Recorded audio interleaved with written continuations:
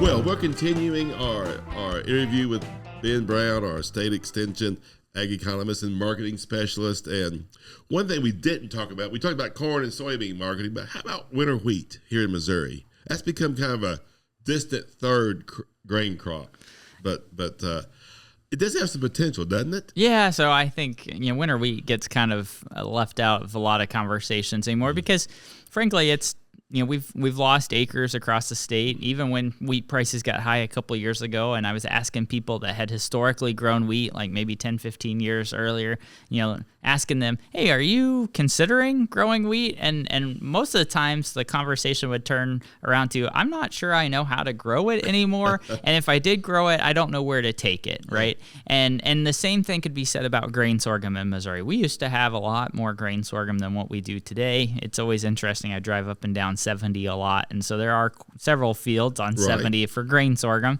but we don't have a lot of grain sorghum acres either anymore. And same thing, when grain sorghum prices got high a couple years ago relative to our other commodities, and they have lower input costs, I asked the question, are you going to grow grain sorghum? And most people is like, I don't know how to grow it anymore. It's not the agronomic aspect of wheat that I think people don't know how to grow anymore. I think it really comes down to how to fit it into today's farm business systems. I look at a lot of crop enterprises in Missouri, and the size has grown, to the point to where maybe they need some extra help during harvest and planting, and when you're harvesting beans is when you need to be harvesting wheat, and when you want to be harvesting wheat, when you're harvesting beans is when you're planting wheat. I think I said that backwards a while ago. Yes. And when you're in the spring, when you're harvesting wheat, or you need to harvest wheat, that's when you want to plant beans and spray corn and bale hay. Right. And it's just a busy time. It's a busy period of the year. And so I think that's what most people talk about, is it got kind of pushed out of their operations, and they don't know how to incorporate it back anymore. The guys that farm my dad's place, they call it a landlord crop. Sure, yeah, because my dad, who grew a lot of wheat, they still want it. Sure, yeah, and in some ways, I kind of fit into that bucket too. I make my dad grow it, or I shouldn't say I make him. I always encourage him, and part of it's emotional. It's the first crop I ever got to plant as a kid. I remember the day very well, and so it always holds a special spot. But back to the busyness of wheat harvest, when you're trying to do everything else. It required all hands on deck, and my grandpa, he was, a generation of the farm as well, and when I was young, he was probably a little too old, and I was a little too young, and the two of us weren't necessarily a whole body on the farm yet, or anymore, but together we made a whole, and so those were some of my best memories as a kid, is farming with Grandpa during wheat harvest, and I hold those memories fondly. So anyways, long story short, that's kind of the challenge with wheat in Missouri. I do think there are places for it. consistently wheat followed by double crop soybeans in Missouri has been a profitable operation. And it's pushed north. And it has pushed north. And at least when we look at our budgets, we can make that usually work, even with the yield drag on double crop soybeans. However, there's been some years where double crop soybeans have yielded just as well as single crop soybeans. And we're spreading some of those input costs, namely land, cash rented land, out across two enterprises. We're benefiting for some of the fertilizer that you apply to wheat is also benefiting that soybean crop as well. So there is a place for it in Missouri. I think truly it just comes down to time. I think that's part of the big issue. Well, our marketing was winter wheat paid all the land costs. Yes. So it made our soybean crop a lot cheaper to grow. Yep. And that's true. We've had a couple other things that have helped produce double crop soybeans behind wheat. It used to be that you couldn't insure those double crop soybeans. Insurance policies now provide written agreements, and in some cases there's actually policies for them across the state of Missouri. So you can insure that double crop soybean crop now and not be penalized from better yields of a full season soybean crop. And so those have been improvements that I think have made it a little bit more attractive as well, and certainly when wheat prices were $15 a bushel and soybeans were up in the $14, $15 range themselves, you didn't really have to worry about if double crop soybeans were going to have too big of a yield hit because you were making some pretty good money on both enterprises. That's come down. Obviously, those prices have come down, and but again, double cropping has historically at least penciled out pretty good in Missouri. Is wheat, are the input costs, how are they compared to the price right now? Because we talked about how corn and soybeans were a little bit on the low side or even below threshold. Is wheat typically? So we're seeing a little bit of a dichotomy in wheat production across the state. And the reason I say that is if I look at the producers that have grown and continue to grow commodity-based wheat to where it's the second crop, it's not the main act, if you will. It's the side dish. We're not printing very profitable pictures in the wheat. The input costs are high relative to the price of the product. We need somewhere up north of probably $6.50, $7. In a lot of way cases, below that. Yeah, way below that if you're just doing wheat and we're growing it as a side dish, right? The reason I say there's a dichotomy is there has been a growing trend to really manage wheat a lot differently than what we've historically done it.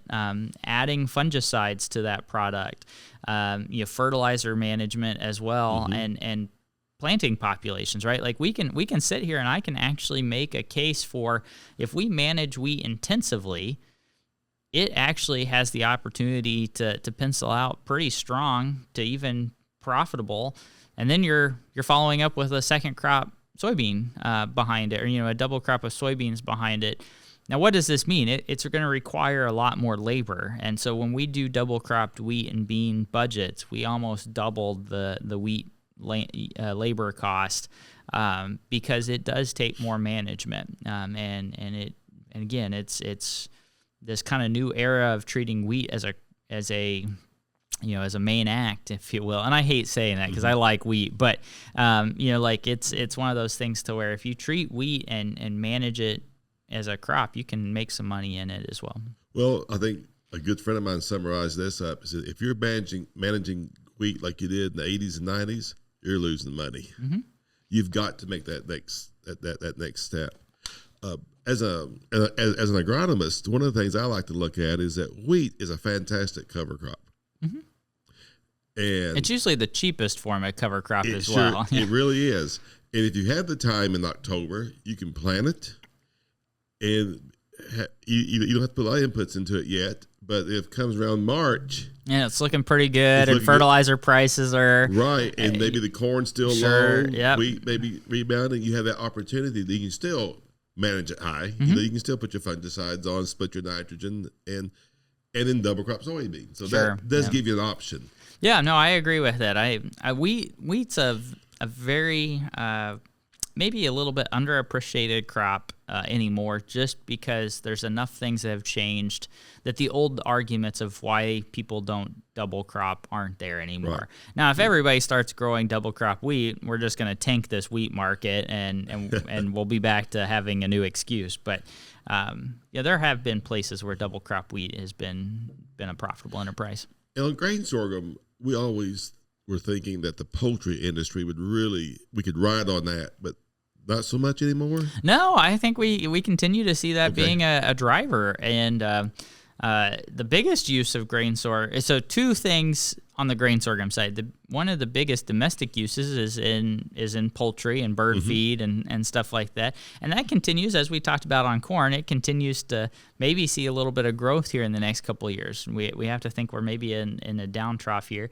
The other thing is grain sorghum competes very strongly with corn, especially into the Chinese market, because they have a tax on imported corn. That tax does not exist on imported grain sorghum. And so a couple of years ago, when grain sorghum got really high, anywhere between $1 and $1.50 higher than corn here in the United States, that was the big reason. China needed feed grain products, and it was a lot cheaper to import grain sorghum and not pay the tax than it was to import corn and pay the tax. And so markets are fun. Markets are fun. They work kind of how we would think they would.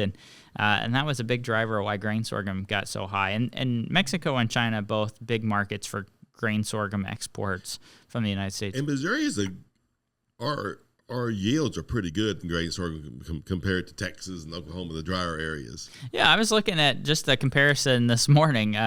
Looking at trying to come up with what I was gonna use for our sorghum yield and our budgets, our enterprise budgets, and you're right. There's about a 20 bushel difference between grain sorghum in Missouri and the southern plain states of Kansas, Oklahoma, Texas.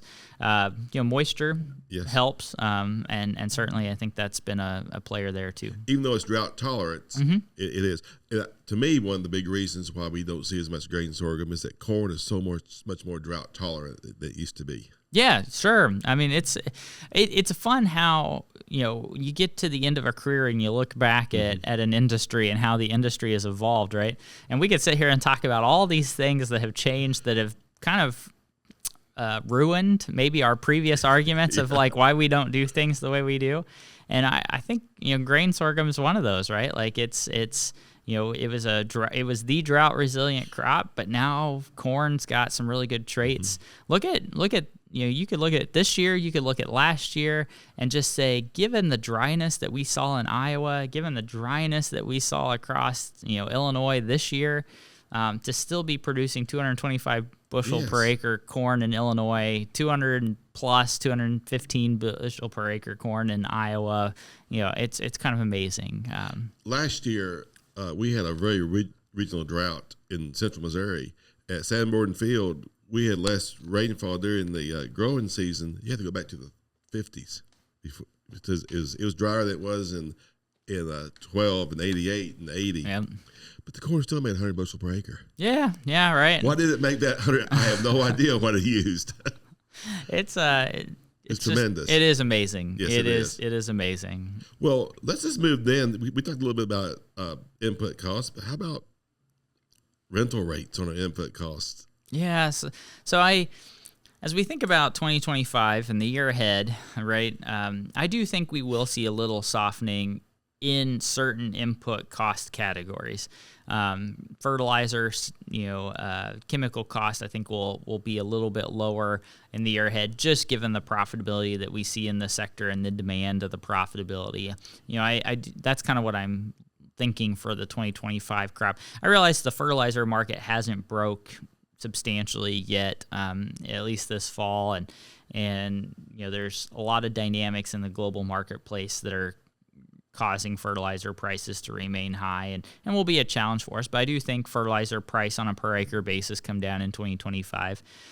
A couple of the fixed cost components that we normally talk about being really sticky and we can't adjust, I think we could also see a little bit of relief as well. Interest expense will likely be a little bit lower in 25 than what we've been seeing the last couple of years. The Federal Reserve has indicated, and the market believes that the Federal Reserve is going to cut anywhere between 1.5 to 2 points off this market by the time we get around to next summer. So we'll see, but that's certainly what the market believes at this point. Used equipment markets have really dropped, and so there are some opportunities. Of course, when we think about equipment cost and budgets, we're assuming repairs and depreciation and interest expense, and all those things could be a little bit cheaper in the year ahead as well. So overall, I think there are some cost components that where we see a little bit of relief. The one area where I am concerned that we don't see much relief at all is in the rental rate market. Land rental rate, yep. Land rental rate markets. We saw a 2% increase in land rental rates across Missouri on aggregate in 24 over 2023. Something like that is what I think is possible again in 2025. I'm certainly not forecasting that from the standpoint that that's exactly what's going to happen. That's just what I think is possible because we tend to see a lag in land rents relative to land values. Land values have gone up substantially. We have seen some stability in that market as of late, maybe even a little bit of softening in some poorer, more marginal ground. But land rental rates, I think, are going to remain high because now, after a couple of years of good times, I think we're now starting to see the negotiations starting to happen of, hey, I haven't raised rents in the last 5-6 years. Let's think about raising rents. And so I was a little surprised that I was a little bit surprised that based on our rental rate survey that we just conducted this past summer in 2024, the average tenure of a lease was still 11 years. And that surprised me. That tells me that this coming year, this winter, there's going to be quite a bit of landowners saying, hey, I would like to revisit our lease, that lease that we set 11 years ago or even 5 years ago. Let's revisit that. I think that has a tendency, anytime you revisit leases, or at least revisit leases in broad terms across an industry, that has a tendency to push up rental rates. That's coming at a period of time when we don't necessarily have the liquidity in the market to pay for higher land rents. Right. And this is why I'm concerned, right? Like, I see the environment coming for upward pressure on land rents at a time when, frankly, we need land rents to come down. Right. And that's a value judgment, but I certainly think that land rents are the cost category that we needs to be focused on and discipline in that land rent market to make sure that you're at least thinking strategically about, do I rent that ground for $200 an acre, whatever it is in your area, but I'm just using $200. Right. Does it make sense for me to rent that $200 an acre when I'm not going to break even, but I'm thinking ahead down the road to I want to make sure I'm farming this 5 years down the road or whatever. And it's a hard decision. You might be interested to know, we just had our Ag Business and Policy in service here in September. It's where we bring all of our field specialists in and we do some training with them. I did an activity where I made them role play out a landowner and a tenant, and I gave them prompts that I felt were very real for the year ahead, and I asked them to negotiate. And they all complained about it because the difference between what the landowner wanted and what the tenant could pay was too large, they said. And then we started talking about what they thought was realistic, and they realized I wasn't that far off either. And so these are very hard, very emotional decisions, but it's the cost category that I'm concerned the most about as we head into 2025. Well, some producers will say, I'm going to rent more land to spread my cost out. Is that always a good idea? So that is the equipment mentality, right? Yes, like if I've got a lot of equipment tied up in or if I've got a lot of money tied up in equipment, spreading that out over more acres is a way to reduce your fixed cost per acre, right? So there is that argument of this picture. I would remind folks that in periods like this where we've got relatively high interest costs, we've got very low profitability in the industry, the group in our sector that's going to be hit the hardest with working capital and liquidity problems is going to be those producers that have large amounts of rented land. In the, a high percentage of their operation is rented land, and that's where we're going to see the biggest losses in the next year to two. That's going to be the operators that are going to be hit the hardest by this financial downturn. So that's just my note to say, be careful. Be careful. It's not always about spreading those fixed costs over more acres. Well, how about equipment lease? It seems like that's became a lot more popular. It has. It's interesting you asked that because we looked into this a little bit this summer. If you're a young producer and you're trying to get established, is there ways to kind of accommodate or at least, continue to grow the operation through equipment leasing? And I think it is a very real opportunity for producers. I think equipment leasing becomes even more favorable when you're in an environment with high equipment prices and high interest rates. Like now, both of those are showing signs of moving lower, right? And so, if I'm looking ahead, lower equipment prices and lower interest rates maybe takes a little bit of the incentive off of leasing, right? Leasing equipment. You may start thinking about, I could purchase what I'm leasing at a discounted rate. But certainly for the last couple of years, leasing equipment has been a very favorable option. We talked about cash rent, like 11 year. That's a long time to keep it stable. So what about crop share versus land rental, where we both have skin in the game? Is that a better way to go?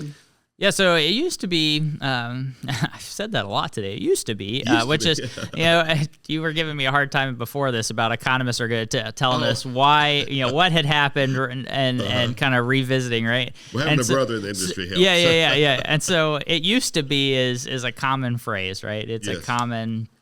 a common thing because we can tell you what happened, right? Well, so what has happened over the last 30, 40 years is we've moved away from crop share agreements in the industry to cash rental rate agreements. As more people have just said, write me a check. It's the easiest form of transaction. I don't have to worry about handling the grain. I'll give you an example of our farm. We have on-farm grain storage, but we also crop share some ground with some landowners. And all the crops that we harvest off those acres go to the elevator because we don't have a scale at the farm to accurately capture what the yield is, right? And so by taking all the bushels on those crop shared ground to the elevator is just an easy way of dividing the product, right? Well, the challenge with that is like this year, everybody's trying to take their crop to the elevator and the lines are really long and it's really slowed down our harvest efficiency, right? And that's something we've talked about internally as a family. So I throw that out there as like we've moved further and further to a cash rent. I am like you. I do think that when you get these periods of low farm income and low liquidity, a crop share agreement or a flex lease agreement, which is kind of a blend of the two, is a very, very favorable way of reducing some of your risk and also, kind of a negotiation tool with the landowner to say, hey, if we have a really solid year and prices are high, or however you're basing that share agreement on, your revenue could be even higher as well. But it certainly helps spread that risk out, and it also kind of helps the producer continue to grow his operation while also not having to have that large cash upfront cost. So there are some options. Yeah, I think so. Can really help. And we'll be focusing a lot on flex lease agreements as a team this winter.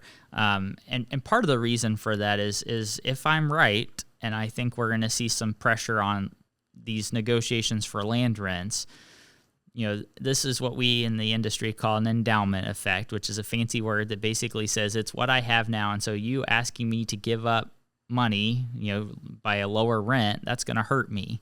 And so we think a flex lease is a way to negotiate with that landowner where they're not hurting for giving up something, but the tenant is gaining something in the process. So it's kind of I don't know. I kind of look at it as it's a win-win in some ways, right? Because in those good years that we've had, maybe 22, 21, 22, the owner could make more money. Sure, yeah. So that's it.